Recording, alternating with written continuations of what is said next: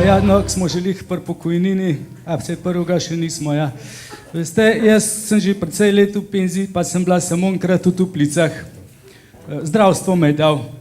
Ja, pa seveda pridem na recepcijo, vnuk me je pripeljal ta staro z avto ven, kufre ven, se mu je že vmadil, sej danes tam lacan kam bo letel, pa kva v požaru, a ne.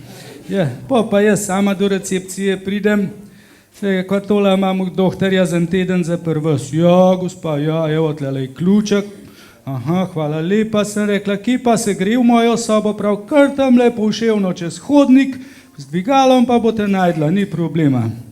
No, pa ni bilo 2 minute, sem bila jaz kar hiter nazaj, pa se začnem dreti na receptor, jaz sem rekla, a veste kaj, če me je zdravstvo dal, a zdaj ste mi dali pa tako sobo, brez okna, brez pohištva, to pa ni nikamor podoben. Pa prav receptor, gospa, nad se nasekirajte, sej bo šel eden z vam, vi ste bila šele v dvigalu. Ja. Sej še ni koncev, te pa smejali.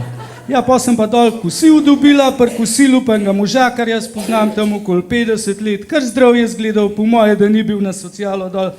Ja, pa malo debatirava, pa mi je pa tudi eno zgodbo pravil, je rekel, veste, sem bil pa pri doktorju pred Toplicam, tako malo tehnični pregled, vda duže, a ne. Ja, pa ga pa doktor pregleda, ja prav, gospod, super, ste pritisk v redu, kri v redu, blat v redu, pa to ste pa tok čili, da je neverjetno. Je rekel, gospod, kako pa kaj spolno življenje, če smem vprašati? Tako je rekel, 1 do 2 na let. Juj, prav, doktor, pri teh letih pa pri takmu zdravju, to bi mogel še vsak dan. Ah, je rekel, saj veste, služba.